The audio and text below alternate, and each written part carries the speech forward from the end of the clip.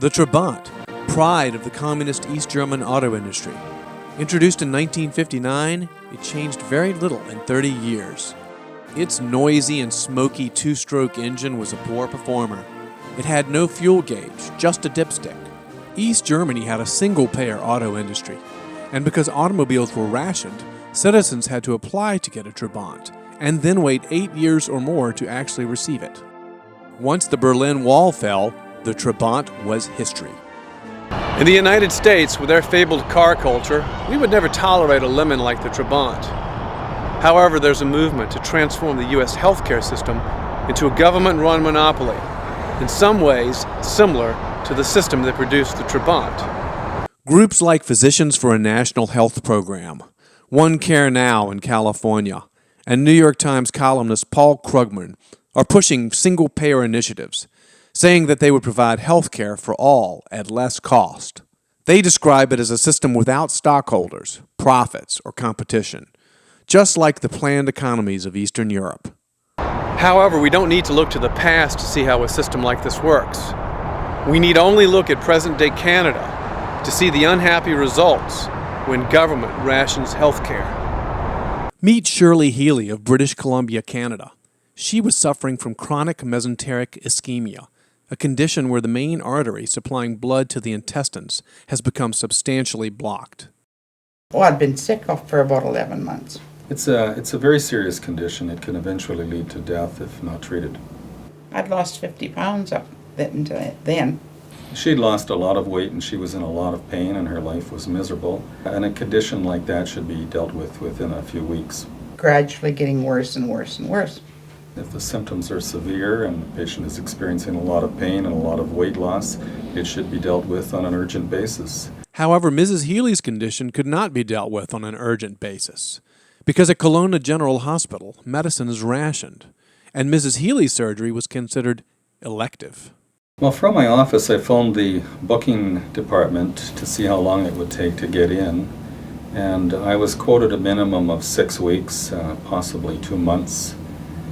And I talked to her about that, and I phoned them back and expressed my concern over that and over concern over a previous patient that had waited 3 months to get in with exactly the same problem. That poor patient basically starved to death. He came in, we operated on him, and he died 10 days later of heart failure and starvation. I was very concerned about her waiting a similar period of time. To find some operating time, I canceled cases. I was prepped the morning of my supposed surgery. Mrs. Healy's operation was repeatedly canceled because it was repeatedly delayed because there was no step-down or ICU bed to put her in afterwards. Unfortunately, we have empty rooms up in the intensive care unit and in the step-down unit. Even when we cancel patients, those rooms sit empty because they're not funded rooms. The doctor walks in and he said, everything's been canceled. And there was no possibility in the foreseeable future to get her done. He figured a minimum of 4 months before he'd be able to get me in. She needed health care in a timely fashion, and I honestly think that I did everything possible that I could think of doing to get her health care other than to directly call the Minister of Health myself. I guess it's an example of health care rationing in Canada. And he said, I would advise you to get over the border and find somebody and do something. I phoned Rick Baker at Timely Medical. Shirley Healy called me on October 6th. She was desperate. He said, I'm sure I can help you. And I said, and how long? And I think he said, about 10 days. Rick Baker specializes in arranging medical care in the U.S. for waiting and suffering Canadians. In Mrs. Healy's case, he may have helped save her life. This was, one of the most dangerous cases I've done because there was really no room for error.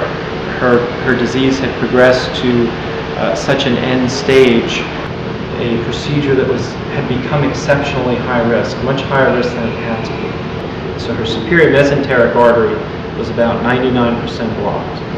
It is a brutal form of malnutrition. It's not that these patients aren't hungry. They get hungry, but they're terrified of the pain they know they're going to experience. Shirley Healy paid to get her operation immediately, across the border in Bellingham, Washington.